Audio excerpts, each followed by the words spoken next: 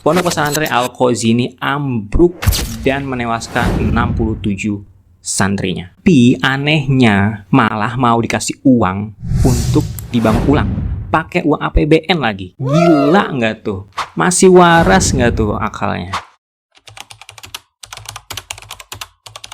Bikinnya asal-asalan, IMB nggak ada, roboh dibilang takdir. Orang tua korban nggak mau dapat santunan, maunya dapat ridho kiai. Dan sekarang nih mau dibangun lagi pakai uang APBN. Gila, dikira APBN punya keluarga. Oh, idenya siapa sih nih? Menteri PU Pekerjaan Umum Pak Dodi Hanggodo. Dikutip dari Narasi Newsroom, Menteri PU bilang kalau soal anggaran insya Allah cukuplah, insya Allah cuman dari APBN, tapi tidak menutup kemungkinan juga ada bantuan dari swasta, cuma sementara waktu dari APBN, itu katanya. Jadi ini kayak dianggap seolah-olah bencana alam sehingga bisa pakai uang APBN untuk bangun ulang, padahal kita semua tahu itu bukan bencana alam tapi tololan aja. Bangun bangunan gak pakai ilmu teknik sipil alias civil engineering, cabang ilmu yang mempelajari perancangan, pembangunan, dan pemeliharaan konstruksi bangunan termasuk bangunan pesantren. Menurut lu nih ya,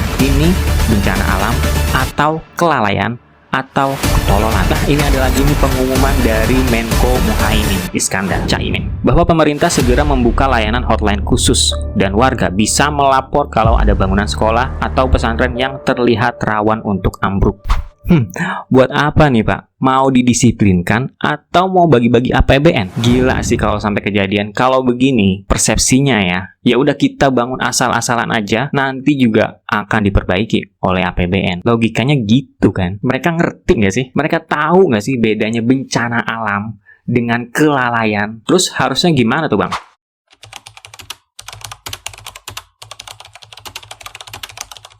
Sebenarnya ini sudah mulai diusut oleh Polda Jawa Timur. Kombes Jules Abraham Abbas menegaskan akan menelusuri dugaan unsur pidana dalam kasus ambruknya bangunan Ponpes Al-Khazini. Nah, ini baru respon yang kita tunggu-tunggu. Benar nggak? Supaya ada keadilan, efek jerak, dan pencegahan lebih ketat. Nggak peduli kamu guru ngaji, ustadz, kiai, orang suci, negara harus adil dan hadir. Ini udah 67 nyawa melayang. Nyawa ya guys, nyawa manusia. Dan ini terjadi karena kelalaian konstruksi, bukan bencana alam. Jadi bukan takdir Tuhan. Beda halnya kalau misalnya ada gempa atau tsunami, itu bisa kita anggap musibah. Ini nggak ada angin, nggak ada hujan, rubuh. Itu bukan bencana alam. 67 nyawa melayang dan kita nggak mau kejadian lagi ya. Harus ada yang bertanggung jawab, jadi yang lain yang belum kejadian bisa berbenah. Bukan malah nunggu suntikan APBN. DPR aja dukung nih guys penegakan hukumnya. Bapak Singgih, Wakil Ketua Komisi 8 DPR RI, jika memang ada pelanggaran hukum, kami dari Komisi 8 minta diselesaikan lewat jalur hukum. Karena ini menyebabkan meninggalnya para santri. Kita serahkan ke penegak hukum karena ini ranah penegak hukum. Kita mengimbau supaya pembangunan harus diawasi dan dilaksanakan oleh ahlinya. Oleh ahlinya, dengar tuh, oleh ahlinya.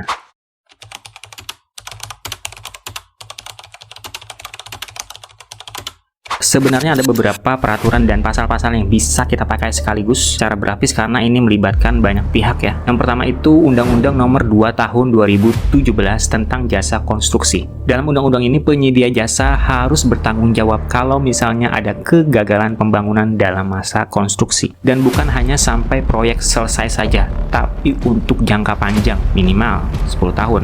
Jadi kontraktor tidak bisa beralasan, kan saya cuma disuruh. Nggak bisa kayak gitu. Kalau pelaksanaan tidak sesuai dengan perhitungan struktur atau spesifikasi teknis sipil, itu bisa dianggap kelalaian profesional. Selain itu kita juga bisa pakai pasal KUH pidana pasal 359 dan 360, yaitu kelalaian yang menyebabkan orang lain meninggal dunia atau sekedar luka berat, itu bisa pakai pasal 360 KUH pidana yang lama. Dan jangan lupa pembangunannya ini juga dilakukan tanpa izin. Ini juga bisa kena pelanggaran izin pembangunan.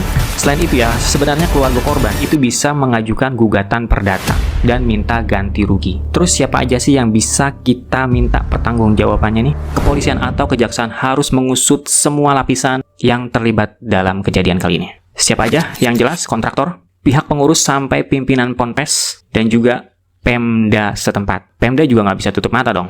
Minimal ya, kalau peran mereka aktif, ada bangunan setinggi itu belum punya IMB, harusnya didatengin dong. Dan setelah didatengin, ditertibkan dong. Nggak bisa dibiarin gitu aja. Jadi Pemda setempat juga tanggung jawab. Terakhir, kita nggak mau kejadian miris ini terulang lagi. Jadi jangan lakukan pembiaran, jangan diabaikan, jangan dilupakan, dan sangat nggak perlu kita kucurkan APBN ke sana karena sekali lagi ini bukan musibah, ini kelalaian bahkan ketololan. Proses hukum tuntut pertanggungjawaban, efek jerak, dan bangunan-bangunan lain ditertibkan, didisiplinkan, berbenah, jangan sampai keulang lagi. Dan untuk 67 korban, kita kirimkan Al-Fatihah.